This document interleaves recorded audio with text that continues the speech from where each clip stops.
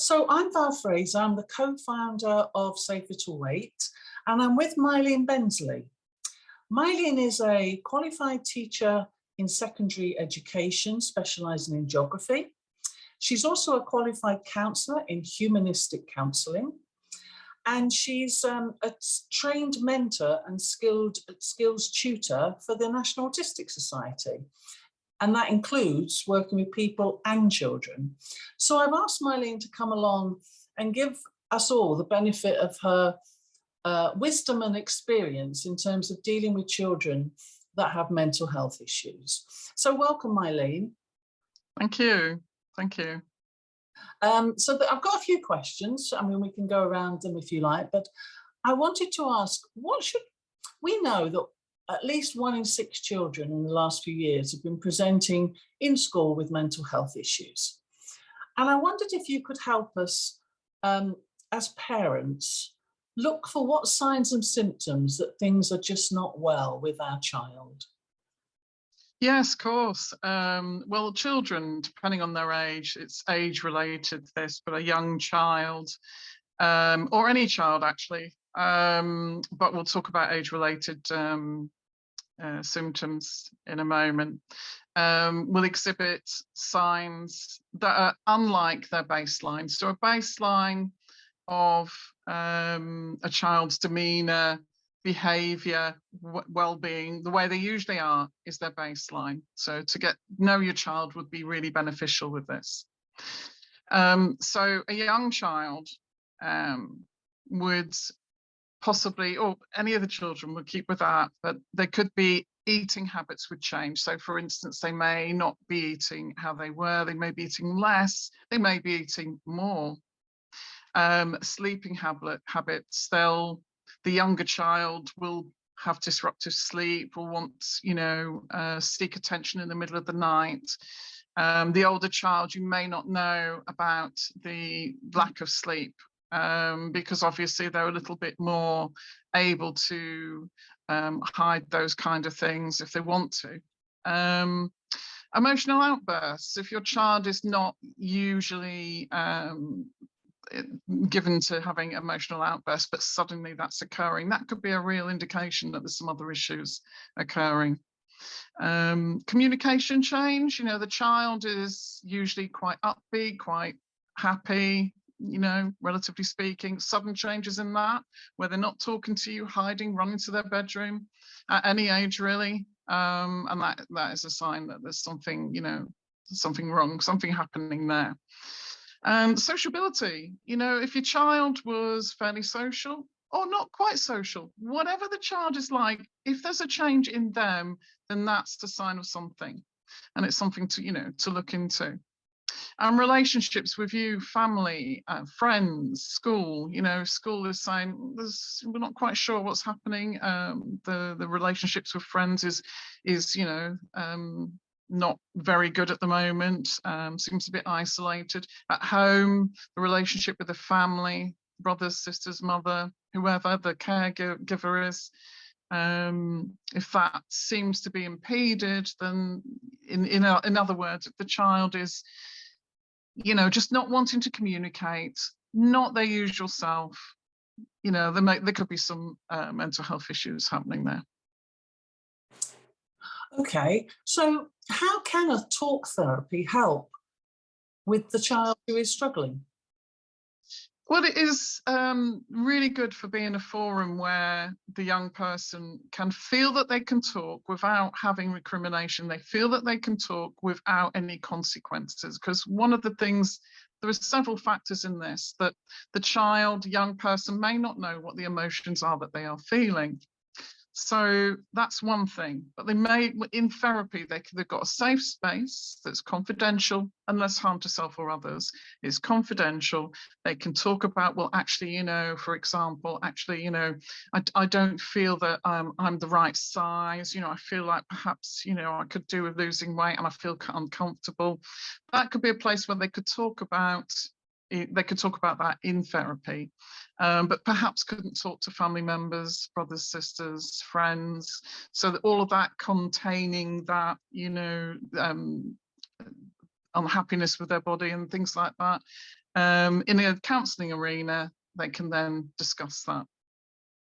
And I guess they might want to complain about those family members as well. They might want to say, you know, they're not helping me, they don't notice, and you can give them strategies in a counselling session for how to do that, which they would never be able to say to their actual family members without making the relationship worse, probably.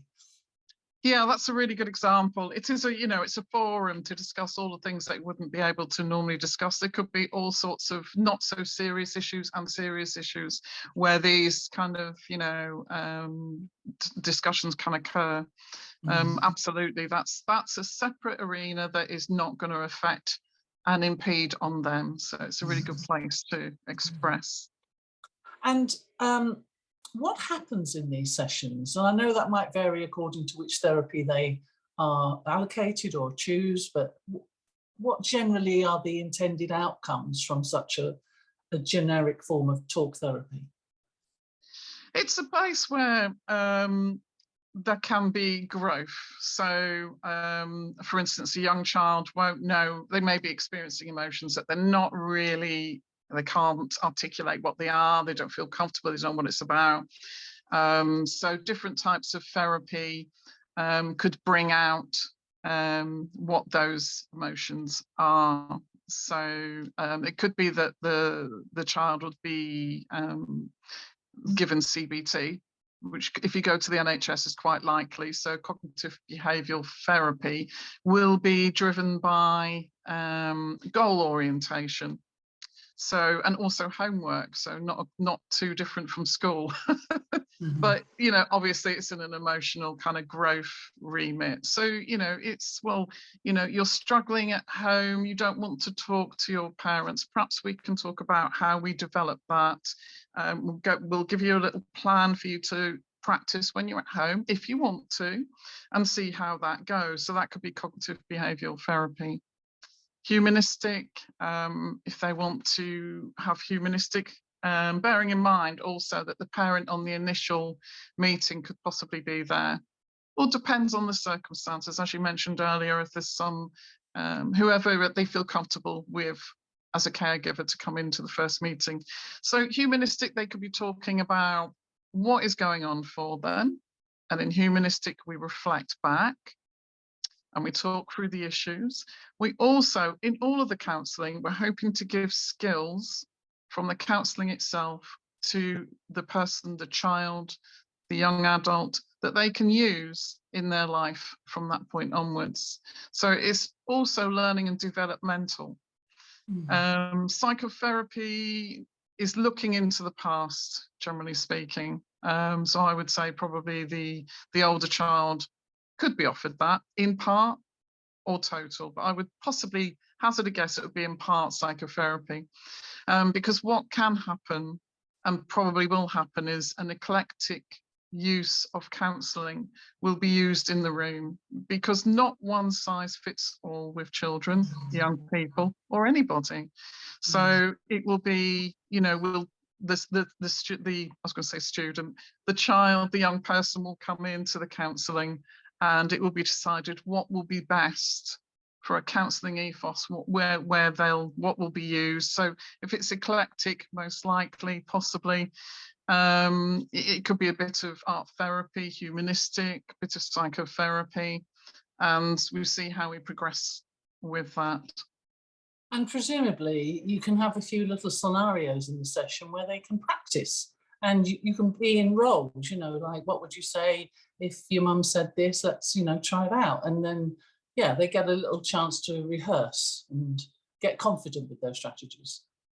Yes, absolutely. Yes, there's scenarios, there's talking through artwork you could do. We've got all sorts of things we can use. There's another one where we you can have stones where you say, right, can you put each of those stones represents a member of your family, can you put them where near you, put them where they are compared to you. There's all sorts of methods and things to articulate what is going on. But yes, scenarios is a good one, because that is, you know, an absolute safe environment to practice that, and they can build their confidence, build the child or young person's confidence. Yeah.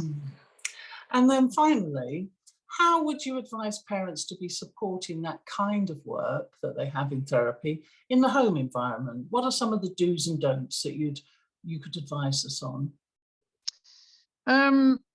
If a child is, if you feel that they're exhibiting some mental health issues and they are going into counselling, when they're at home, it's about being there for them as a caregiver. It's about listening. Listening is a big one.